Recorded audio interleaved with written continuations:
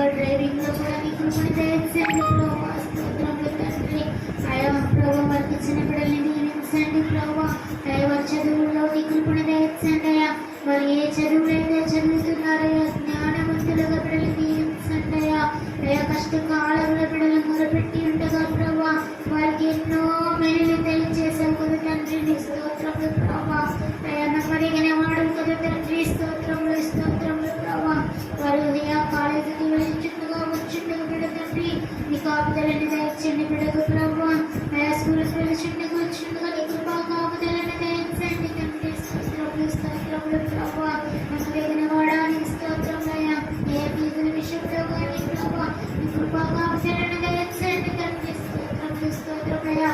అయ్యా నీకు సహాయం ఎక్కడ నుంచి వచ్చినట్టే అది నీ దగ్గర నుంచే కదా తండ్రి. సహాయం కూడా సహాయమును దయచేయండి తండ్రి బిడ్డలకు తండ్రి. అన్ని విషయంలో మీ కృపా కాపుదల బిడ్డలకు దయచేయండి తండ్రి. స్తోత్రములయ్యా.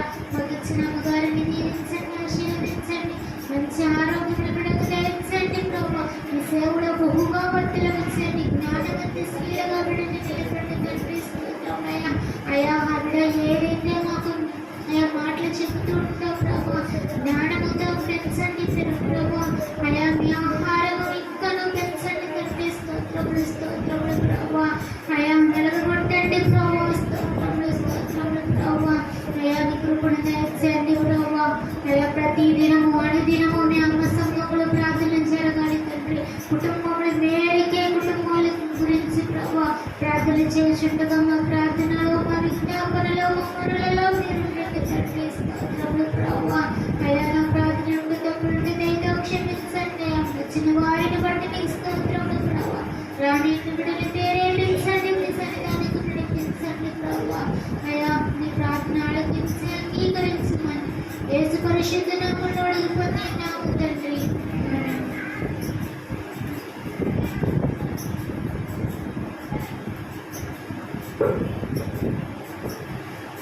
హల్లెలూయా. దేవుని సన్నిధిలో కొద్ది మాటలు మనం ధ్యానం చేసుకున్నాం. పరిశుద్ధ గ్రంథములో నుండి ఆదికాండము 18వ అధ్యాయము 18వ అధ్యాయము 22వ వచనం చదువుకుందాం. ఆదికాండము 18వ అధ్యాయం 22వ వచనం. ఆ మనుషులు అక్కడ నుండి తిరిగి సొదొమ వైపుగా వెళ్ళిరి. అబ్రహాము ఇంకా యెహోవా సన్నిధిని నిలుచుండెను. అప్పుడు అబ్రహాము సమీపించి ఇట్లనెను, దుష్టులతో కూడా నీతిమంతులను నాశనము చేయుదువా? ఆ పట్టణంలో ఒకవేళ 50 మంది నీతిమంతులున్న ఎడల దానిలోనున్న 50 మంది నీతిమంతుల నిమిత్తము ఆ స్థలమును నాశనము చేయక కాయవా. దేవుని సన్నిధిలో మనం విజ్ఞాపన కుడికిలో చేరి ఉన్నాం. దేవుని సన్నిధిలో మరి విజ్ఞాపన కుడికిలో మనం ఎందుకు చేరాలి? ఎందుకు విజ్ఞాపన కుడికి అసలు కనంటే దేవుని సన్నిధిలో కొంతమంది వ్యక్తుల కొరకు, కొన్ని అంశాల కొరకు, కొన్ని అవసరతల కొరకు, కొన్ని అక్కరల కొరకు మనం విజ్ఞాపన చేసేవారంగా ఉండాలి. సంఘములో ఉంటున్నటువంటి మనము సంఘ క్షేమాభివృద్ధికై, సంఘములో ఇంకా రక్షణ లేని వారికై, నశించిపోతున్న అన్య జనాంగానికై మనం విజ్ఞాపన చేసేవారంగా ఉండాలి. ఇక్కడ విశ్వాసులకు తండ్రి అయినటువంటి అబ్రహాము దేవుని సన్నిధిలో ఇంకా నిలిచి ఉన్నాడు. యెహోవా సన్నిధిలో నిలిచి ఉన్నాడు. ఎందుకయ్యా అబ్రహాం గారు నిలిచి ఉన్నారని అంటే దేవుని సన్నిధిలో వేడుకుంటానికి, ప్రాధేయపడటానికి, దేవుని సన్నిధిలో మొరపెట్టడానికి, విజ్ఞాపన చేయటానికి మరి అబ్రహాము యెహోవా సన్నిధిలో నిలిచి ఉన్నాడు. యెహోవా సన్నిధిలో చేసిన ప్రార్థన దేవుడు అంగీకరిస్తాడు. యెహోవా సన్నిధిలో చేసిన విజ్ఞాపన ఆలకించి జవాబునిస్తాడు. దేవుని సన్నిధిలో చేసిన పరిచర్యను దీవెనకరంగా మరి జ్ఞాపకము చేసుకుంటూ రెండంతల దీవెనని కలిగచేసే దేవుడు. దేవుని సన్నిధిలో చేసిన ఏ పనైనా దేవుడు జ్ఞాపకం చేసుకుంటూ ఆశీర్వదిస్తూనే ఉంటాడు. ఇక్కడ అబ్రహాం గారు యెహోవా సన్నిధిలో ఉండి దేవుని సన్నిధిలో విజ్ఞాపన చేస్తున్నాడు. అక్కడ ఇంకా నిలిచినాడంట.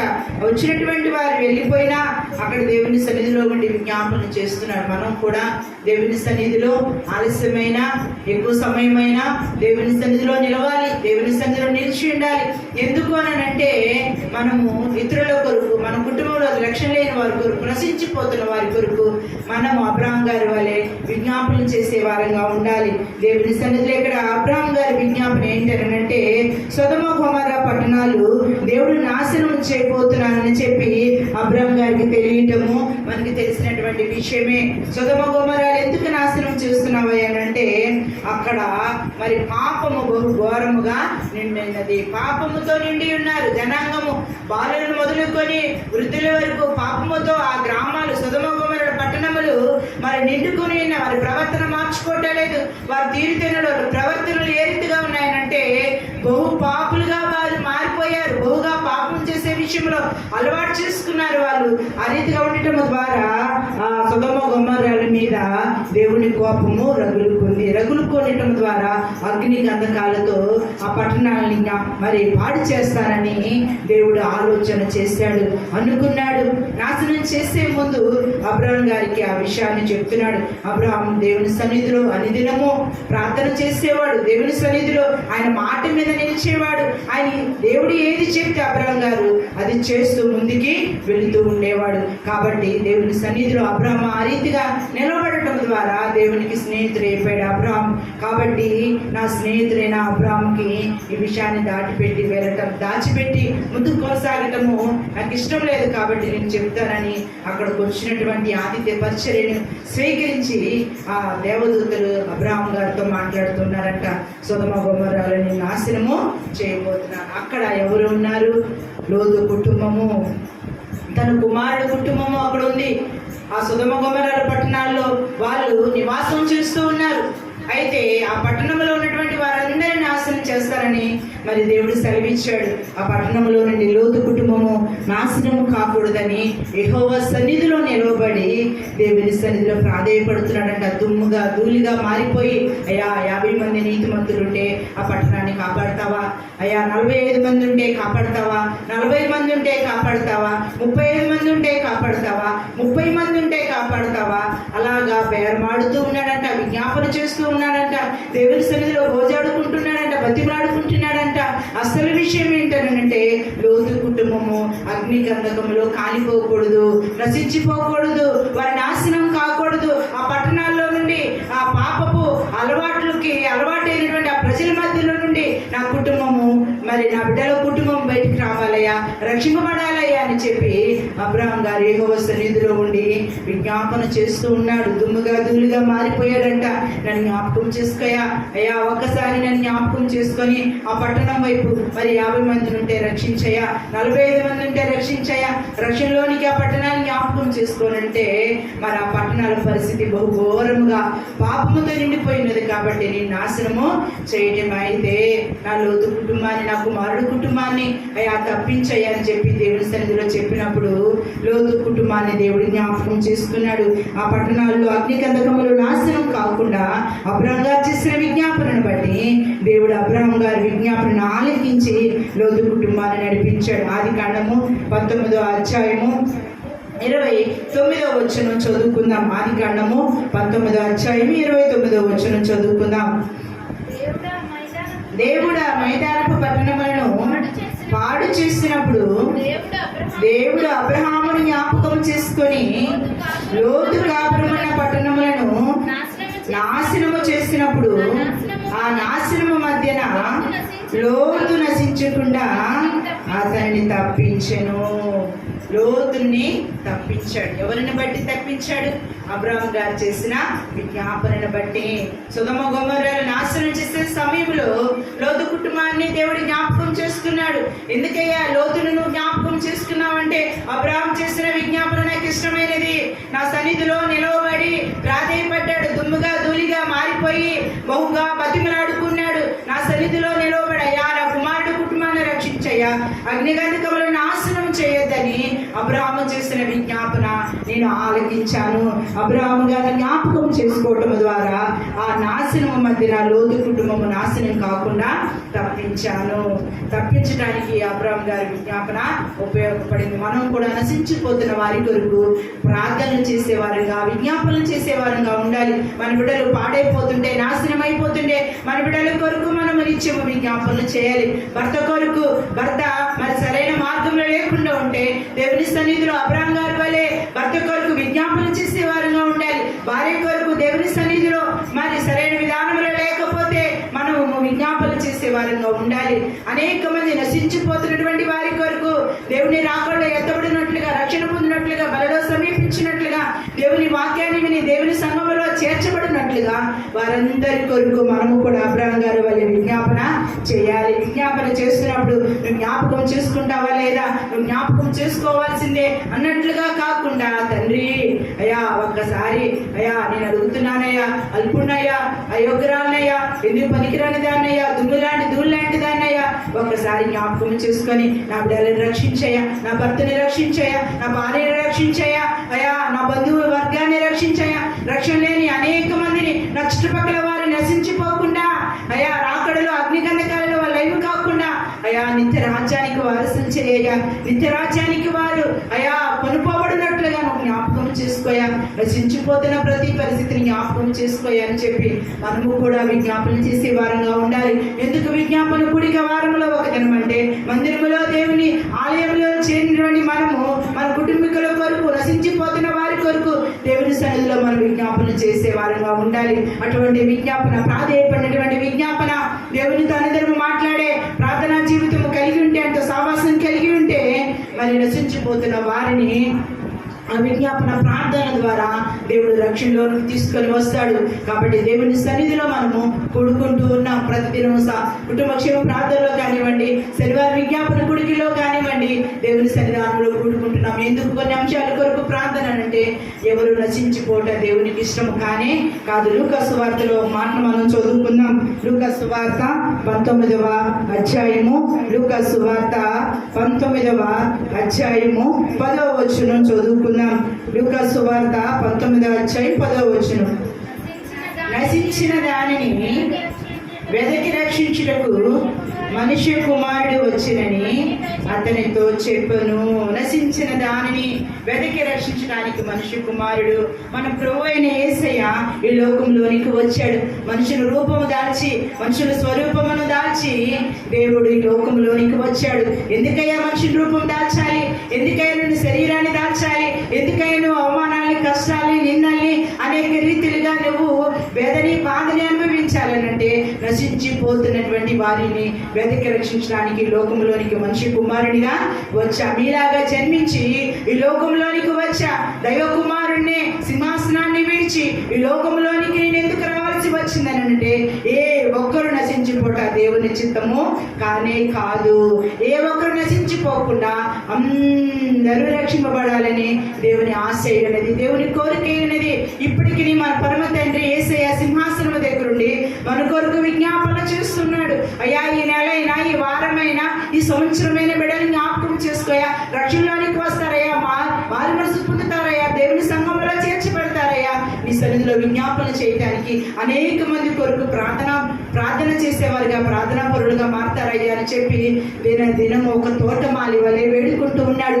ఒక తోటమాలి వలె విజ్ఞాపన చేస్తున్నాడు. తండ్రి దగ్గర, ఆయన దగ్గర మనము కూడా ఉండులాగున మన కొరకు స్థలాల్ని ఏర్పాటు చేసినటువంటి దేవుడు ఆ స్థలంలో మనం ఉండాలని, మనము నిత్య రాజ్యంలోనికి వారసులు అవ్వాలని, నిత్య నరకానికి వెళ్ళకుండా దేవుని దగ్గర ఆయన బిడ్డలంగా మనము కూడా చేరాలని నిత్యము ఆయన విజ్ఞాపన చేస్తున్నాడు. అబ్రహాం గారు లోతు కుటుంబం కొరకు విజ్ఞాపన చేశాడు. అబ్రహాం గారి విజ్ఞాపనను ఆలకించి లోతు కుటుంబాన్ని ఆ నాశనము, కోపంలో నుండి బయటికి తీసుకొని వచ్చాడు. దేవుని సన్నిధిలో ఇక్కడ దేవుడు కూడా, మనిషి కుమారుడు కూడా నశించిన దానిని వెతకి రక్షించడానికి ఈ లోకంలోనికి వచ్చాడు. మన కోసం ఆయన లోకంలోనికి వచ్చి తన ప్రాణాన్ని పరమగా పెట్టాడు.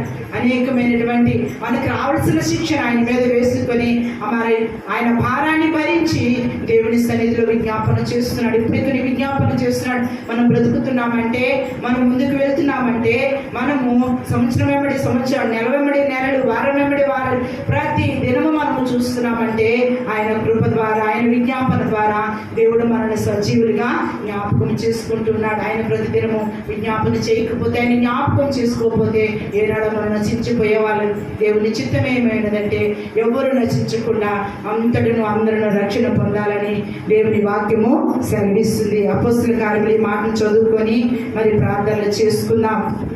అపోస్తుల కార్యములు 17వ అధ్యాయము, 17వ అధ్యాయము, అపోస్తుల కార్యములు 17వ అధ్యాయము 30వ వచనం చదువుకుందాం. ఆ అజ్ఞాన కాలములను దేవుడి చూచి చూడనట్టుగా ఉండెను. ఇప్పుడైతే అంతటను అందరూ మారు మనసు పొందవలనని మనుషులకు ఆజ్ఞాపిస్తున్నాడు.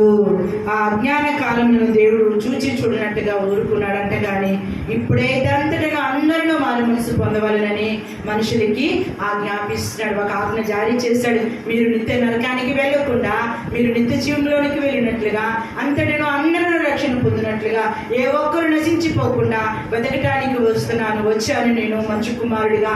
కాబట్టి మీరు అందరూ రక్షణలోనికి రావాలి, రక్షణ పొందాలి. రక్షణ పొందితే దేవుడు కావలసిన సమస్తాన్ని దేవుడు మనకి అనుగ్రహిస్తాడు. మన కుటుంబాలను దీవిస్తాడు, ఆశీర్వదిస్తాడు, అనేక రీతిగా జ్ఞాపకం చేసుకుంటాడు. మనం అడగక ముందే దేవుడిని కలిగి ఉంటే, దేవుడు మనతో ఉంటే, మనం అడగక ముందే మన అక్కర్లు దేవుడు తీరుస్తూ ఉంటాడు, సహాయం చేస్తూ ఉంటాడు. కాబట్టి దేవుని సన్నిధిలో ఉన్నటువంటి మనము అబ్రహాం గారి వలె దేవుని సన్నిధిలో ప్రతి దినము రచించిపోతున్న వారి కొరకు, మన కుటుంబకుల కొరకు నాశనము కాకుండా రక్షణ పొందినట్లుగా దేవుని సన్నిధిలో అబ్రహాం గారి వల్ల విజ్ఞాపన చేయాలి.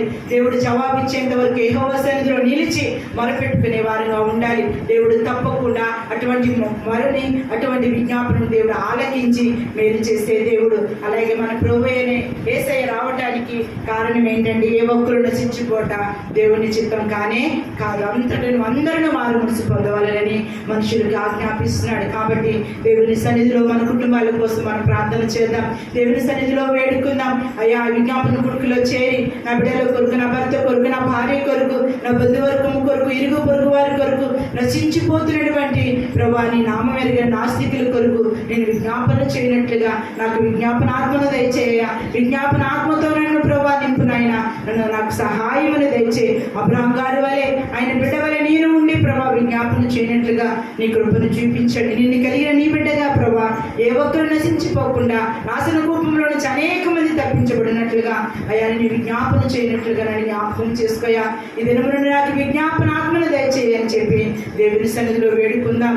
ఆ రీతిగా విజ్ఞాపన చేస్తూ అనేక మందిని దేవుని రాజ్యానికి వారసులు అయ్యే విధంగా మనం పాటుపడదాం.